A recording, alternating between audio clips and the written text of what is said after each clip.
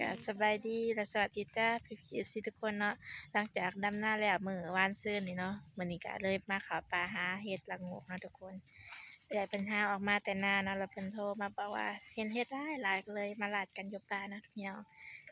เดี๋ยวสิให้เบิ่งนะทุกคนเห็ดละโงกขาวนี่ทุกคนป๊าดขาวชมพูนอยู่นี่กำลังเป็นไข่ทุกคนเพิ่นหาออกมาเตรียมถุงยางแล้วเพิ่นโทรบอกให้มาเอากระตาไปเนาะนี่เสียแต่บ่ได้ถือมีดผ่าเอาพี่น้องเพิ่นว่าเรื่องเฮ็ดเลย ตัวนี้ไข่บักใหญ่นะขาวจนพูนอยู่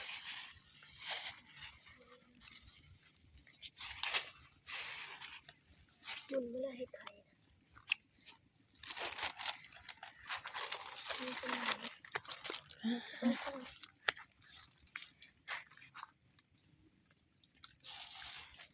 ตัวบักใหญ่เดินจับนี่ โลกไปทางน้องไม่เห็นอย่างตาย ตะไคร้เราไปต้องสรุปดูที่เรา มาเด้อพี่น้องเก็บเห็ดนำกันทุกคนงามเนี่ยตอนมันกำลังออกมาแต่อันศพไข่แล้วก็ยังเป็นดอกโจมเนี่ยงามแล้วลายเติบพอเกียงละนี่แล้วพี่น้องนี่อีกไข่หนึ่งพอเห็ดมันกำลังออกนะทุกคนนี่อีกไข่หนึ่งนี่เห็ดกำลังออกดีแต่ว่าออกก็ปั๊บพอดีเฮาแล้วดำนาเนาะทุกคน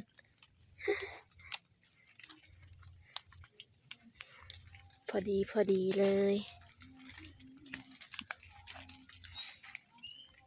นี่ทุกคนเห็นแล้วตัวนี้นะกำลังเป็นดอกเศร้าเป็นไข่แล้วนั่นอีกน้องพี่น้องเห็นอีกแล้ว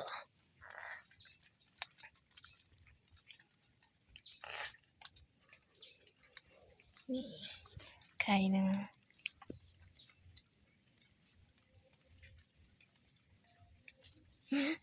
ขอโทษก็ไปเจอได้พี่น้องเพราะว่าผ้าออกก็เลยไปเทือมีดเอามือง่ายเอา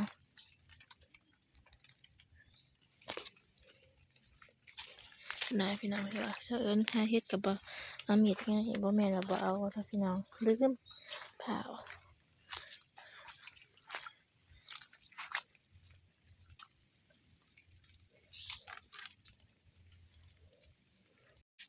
นี่พี่น้องเลาะมาเรื่อยๆมาพอเฮ็ดละโงกเหลืองใกล้ๆเที่ยงเนาะเพราะว่าเคยเก็บเด้ก็เลยย่างมาเบิ่งอุ้ย ละโงกเหลืองอันนี้นะจักอิหยังเห็ดจังหวะฮักมันไปดอกขาเบาดอกมันฮักเลย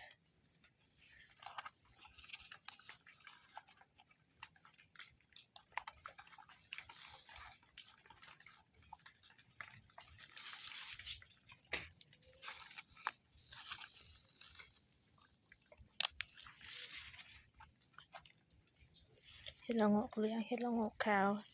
ก็ออกนำกันเลย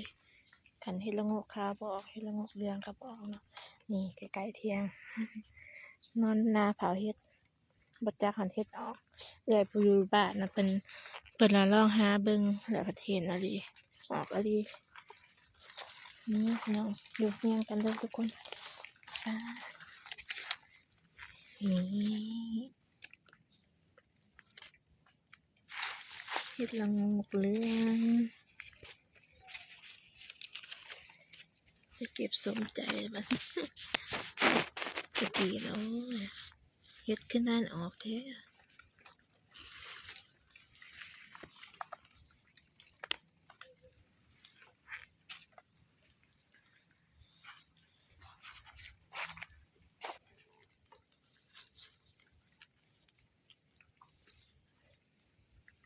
เห็ดกะ ละโงกเรื่องเนี่ยบานไวกว่าเห็ดละโงกขาวนะฝนตกห้ำอยู่เบิดมื้อเบิดคืนมีพี่น้องมาถอยแล้ว3 ดอกเลยเห็ดละโงกเรื่องนี่มันสิบานไวกว่าเห็ดละโงกขาวเนาะ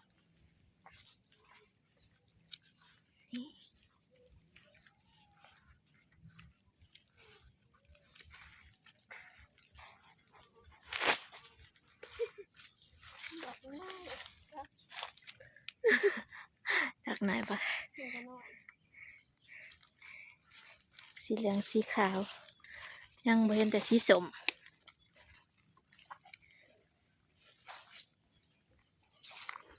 ปาดมาเพาะเห็ดเต็มโพนเลยบ่ฮู้ว่าเฮ็ดหยังเนี่ยคือเฮ็ดปวกแกน้อยแน่แม่นบ่พี่น้องเบิ่งซอยกันเด้อทุกคนหักบ่ยังหนึ่งก็บ่อยากคือปานใดปาดบางแห่งหลายแม่นบ่ทุกคนเฮ็ดปวกแกน้อยบ่แต่บ่ได้เอาเนาะเพราะว่าเฮายังบ่แน่ใจ ตอนนี้มาฮอดเที่ยงแล้วทุกคนนี่อันคือสมติ๋วเนาะสมผักติ๋วไว้ใส่แกงเฮ็ดนี่เฮ็ดทั้งเบิดเนาะอึ๊บอันนี้สิเป็นเฮ็ดเผิงใหญ่ก็บักใหญ่อันนี้อย่านางจะเอาออกมายังว่าสิมาหาหน่อไม้แกงบ่แล้วมาเพาะเฮ็ดก่อน พี่น้องครั้งแรกของปีเลยที่ได้เก็บเห็ดละโงกที่สิได้กินแกงเห็ดละโงกเนาะครั้งแรกของปีเลยมานมาหาล่างบัดนี้ตอนนี้ใหญ่จังเลยล่างเฮ็ด อันนี้เอาไว้กินก่อน อยากกินคนบ่เฮ็ดหยังเฮ็ดไข่ก็ได้เฮ็ดไข่เฮ็ดเฮาเองแหละคนเฮ็ดเฮานี่แหละ แต่ก็หากิน หอม บ่หายกินเอาล้างก่อ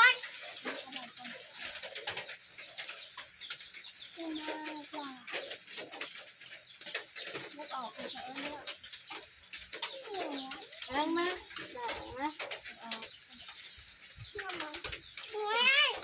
เพิ่นสิอยากช่วย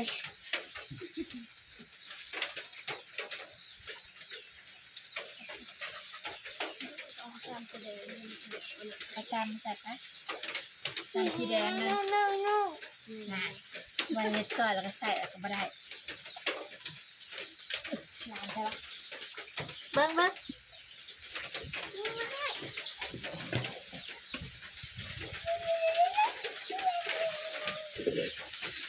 กินหลดนะไม่ซอย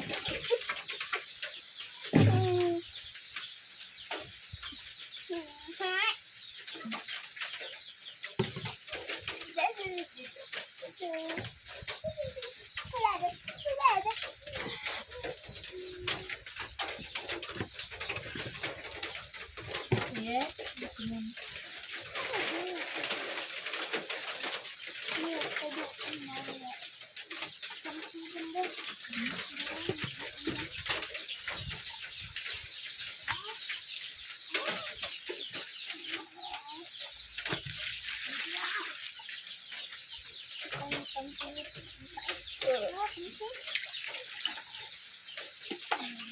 อะไรอ่ะจ๊ะ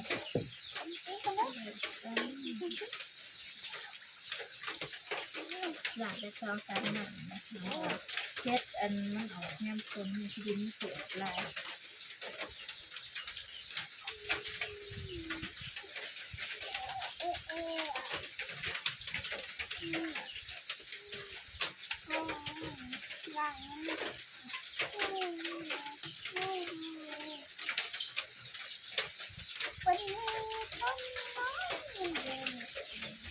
มีต้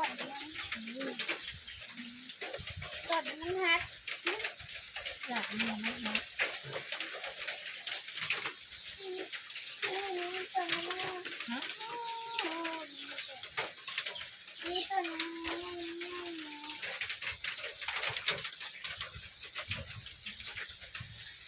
มันฮักเลยเอาหมดเลยมันกิน เครื่องใส่ไปกด ฮะ เครื่องใส่เป็นเครื่อง ใช่ ทุกอย่างไป ใช่ใช่ อย่าทามใช่นั่นไป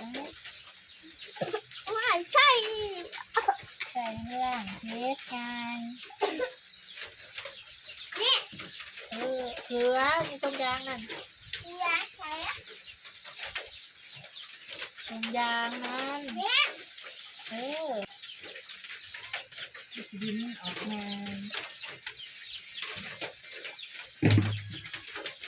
หลังยืดตัวนี้ได้หลังยืดตัว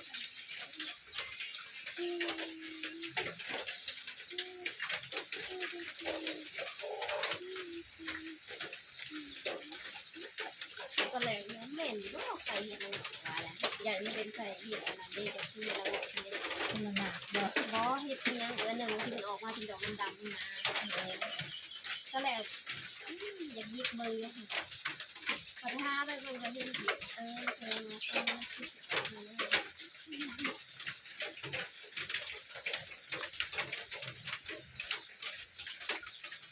เช่นเขาอันพูดเขาหลาไปที่กระไดแล้วหลาเนี่ยมาละ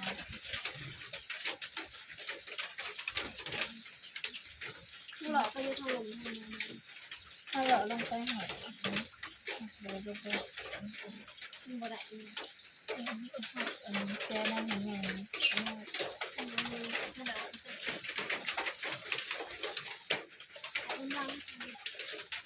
บอกให้คนแทนของที่หลังยัง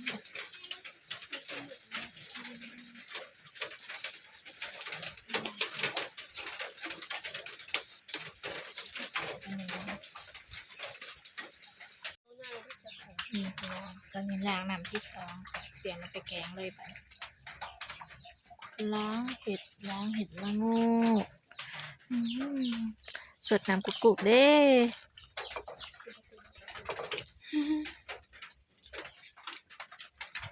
ไข่ มีแต่ไข่เนาะมันกำลังออกอันนี้สิเป็นเห็ดเผิงอันนี้ก็เห็ดเผิงเห็ดเผิงนี่มีหลายชนิดมีหลายแบบ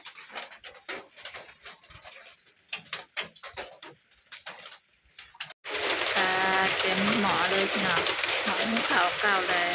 มันใส่งานบ่ได้ก็เลยเอามาใส่แบบนี้เต็มหมอสวดปูนเลยสิคนนั่นแหละนะบัดนี้สิคนหมอได้บ่คือเต็มถักแก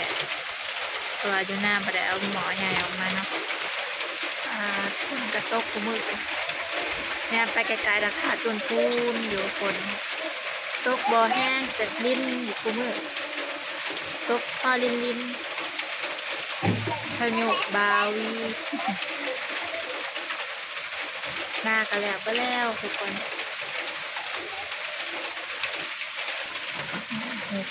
อันนี้ไทยเนาะด่างสี่คนกับเป็นละโง่นั้นเลยเป็นที่ไว้ที่ให้ผู้หญิงกินเฮ็ดเรือหมอมีพี่น้องตอนนี้หมอพดแล้วเริ่มยุบลงแล้วตอนยังพระท่านละหมอพดป้าคือว่าทีคนบ่ได้แล้วแหละสวยจนขึ้นเลย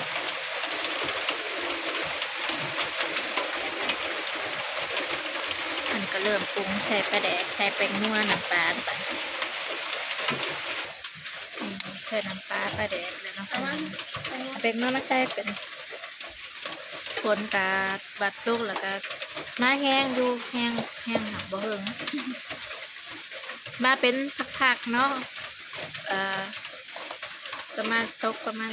4-5 นาทีแล้วก็หยุดจักหน่อยแล้วก็มาอีกตกหยุดมาเด้อบัดนี้พี่กินข้าวนำกันเด้อพี่น้องทุกคนแกงเห็ดละโง่ตอนแรกเลยเป็นว่าอยากไปอันซื้ออยู่ตลาดตอนแรกมื้อนี้เลาะเบิ่งเห็นอลีก็เลยได้เก็บกินแบบบ่ได้ซื้อ บ่ได้เสียเงินซื้อนะแต่มันพริกใส่เนาะที่เด็ดความแซ่บคือหลังอันคนเนาะอะไรคนคือหลังโคกใส่เนาะ เฮ็ดไก่จังซี่อันขี้เนาะขี้คนต้องบัดนี้ตักใส่ถ้วยเตรียมเสิร์ฟป้าพี่น้องวันนี้กินข้าวอันนี้ป่นปลาเมื่อเช้านี้มาเด้อทุกคนที่ขันกันพี่น้องข้าวเด้อพี่น้องเป็นละโงกแซ่บๆสดเป็นทอด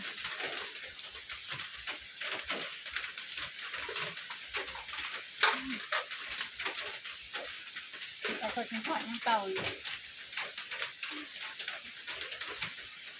เล่นก็ทำแม่ บ้างไหม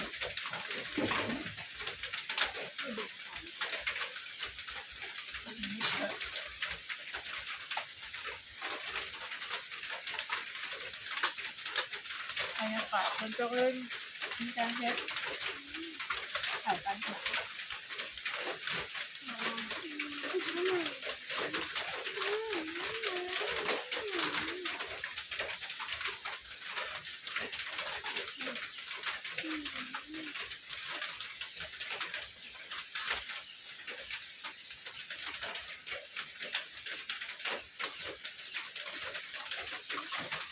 เป็นดีใจ